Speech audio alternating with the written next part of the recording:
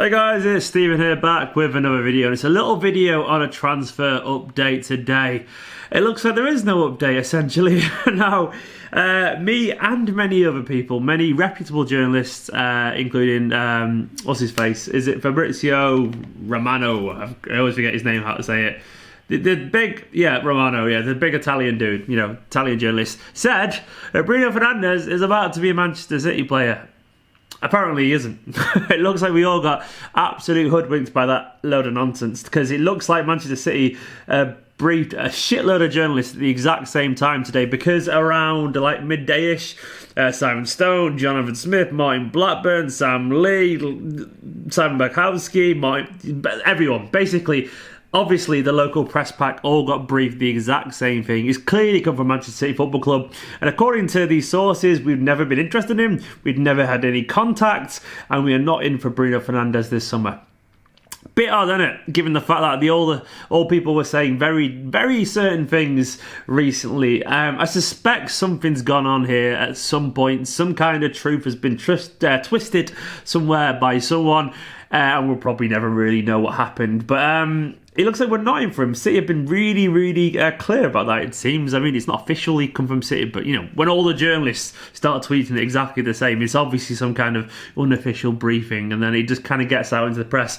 Initial reactions, I'm gutted because he's absolutely excellent. I think he's a fantastic player, would have fit into the system perfectly, and I don't want him to go anywhere. I got really behind the idea of this signing, but, I can't really complain too much given how good we are these days, but I thought he would have been fantastic in Manchester City shirt.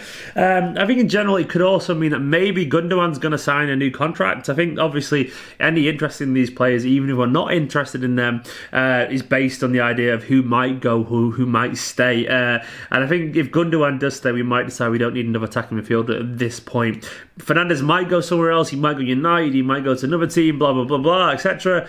But it looks like we're not going to go in for him. Now, having said that, I always take these things with a pinch of salt. It could change quickly. We could be back in from him in 2 weeks, It could be Jorge Mendes, I think, who in general is his agent, or is at least brokering this deal. It could be him playing his usual games and being a bit of a pain in the arse to deal with, and he could be maybe using City as some kind of smoke screen to get a higher bidding thing for his player and getting them in the press and all that kind of stuff. It could also be the Portuguese press, or the Italian press, like Fabrizio Romano, stirring as they usually do.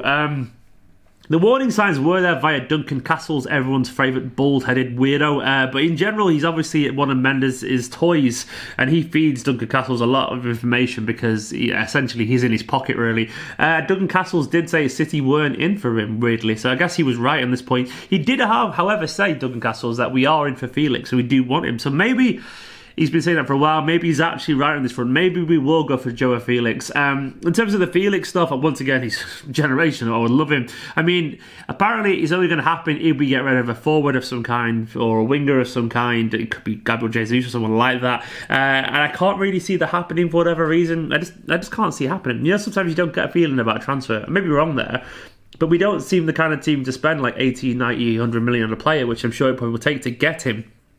Fernandes made more of a sense as a Manchester City kind of transfer. Having said that, though, if we got Felix, I would be very happy, of course. I was really on board with the Fernandes transfer.